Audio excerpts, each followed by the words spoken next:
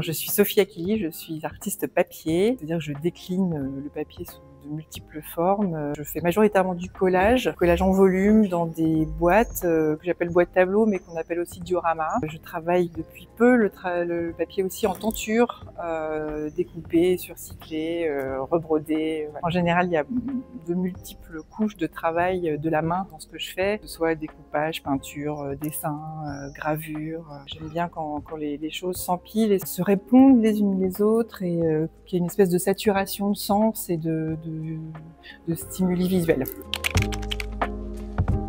Pour les sources d'inspiration, je suis vraiment en admiration totale et infinie de Giotto, peintre religieux. Et dans les inspirations plus récentes, j'aime beaucoup l'artiste américaine Kitty Smith, qui fait que mon univers est comme ça. Souvent fait référence à des choses assez soit religieuses, soit ésotériques. Et c'est vraiment une espèce d'univers du rêve. Je puise beaucoup mon inspiration dans la mythologie, ce qui fait qu'il y a énormément de symboles qui se cachent dans les œuvres.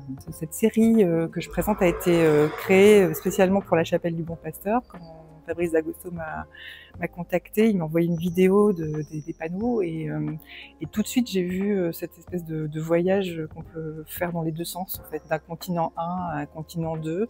Un des continents est en train de brûler, l'autre est en train de sombrer sous les eaux et je voulais raconter la migration qui s'ensuit et le voyage qui s'ensuit sous forme d'une espèce d'odyssée, une odyssée avec des figures à la fois des obstacles au voyage. Il y a le sphinx et il y a la sirène antique comme celle que rencontre Ulysse dans son retour vers Ithaque et les figures du capitaine et du bon samaritain qui viennent aider les gens, les porter, les secourir, pour arriver au milieu, dans le panneau central, à cette famille réunie qui est...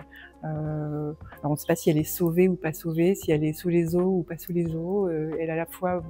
J'ai essayé de montrer une certaine vitalité, une implantation, un ancrage, et puis en même temps on peut interpréter certaines images comme des images de souffrance ou de perte ou de deuil. Enfin voilà, il y a une double lecture dans tout en fait, et le voyage est lui-même réversible. Donc on peut commencer à regarder les panneaux en partant de la gauche ou de la droite, c'est finalement assez peu d'importance.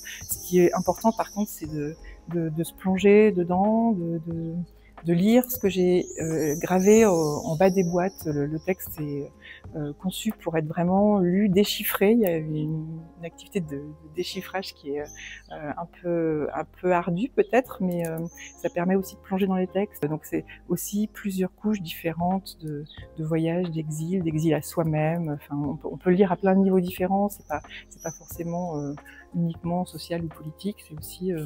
C'est aussi une odyssée personnelle.